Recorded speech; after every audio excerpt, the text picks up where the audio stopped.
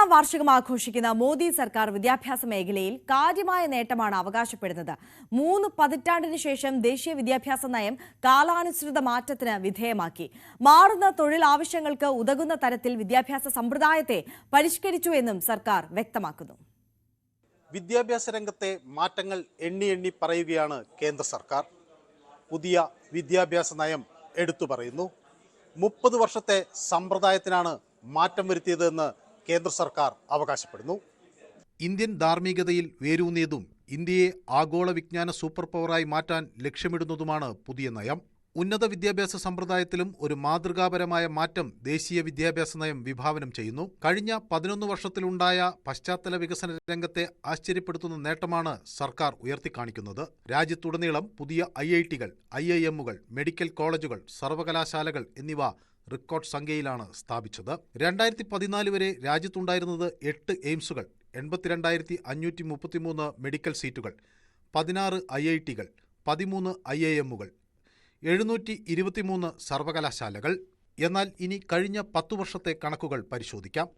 അധികമായി വന്നത് 15 എയിംസുകൾ, 1,09,093 മെഡിക്കൽ സീറ്റുകൾ, 7 IIT-കൾ, 8 IIM-കൾ, 490 സർവകലാശാലകൾ, 780 അലോപ്പതി, 323 ഡെന്റൽ, 942 ആയുഷ് സ്ഥാപനങ്ങൾ ഉൾപ്പെടെ 2045 മെഡിക്കൽ കോളേജുകൾ പുതിയതായി വന്നു.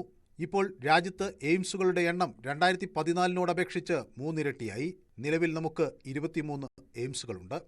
1,92,496 മെഡിക്കൽ സീറ്റുകൾ, 23 IIT-കൾ, 21 IIM-കൾ, 1213 സർവകലാശാലകൾ.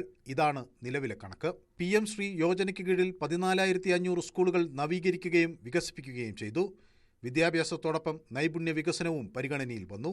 1.63 കോടിയിലധികം യുവാക്കൾക്ക് പ്രധാനമന്ത്രിയുടെ കൗശൽ വികാസ് യോജനയ്ക്ക് കീഴിൽ നൈപുണ്യ പരിശീലനം ലഭിച്ചു. അതുവഴി അവരുടെ തൊഴിൽ സാധ്യതകൾ മെച്ചപ്പെട്ടു. 21-ാം നൂറ്റാണ്ടിന്റെ ആവശ്യങ്ങൾ നിറവേറ്റുന്നതിനായി സർക്കാർ രാജ്യത്തെ വിദ്യാഭ്യാസ സമ്പ്രദായത്തെ ആധുനികവൽക്കരിക്കുകയാണെന്ന് പ്രധാനമന്ത്രി നരേന്ദ്രമോദി ആവർത്തിക്കുന്നു. ലോകോത്തര അറിവ് രാജ്യത്തെ ഓരോ വിദ്യാർത്ഥിയുടെയും കയ്യെത്തും ദൂരത്താണ്. ഇന്ത്യയുടെ സർവകലാശാല ക്യാമ്പസുകൾ ചലനാത്മക കേന്ദ്രങ്ങളായി വളർന്നു കഴിഞ്ഞു.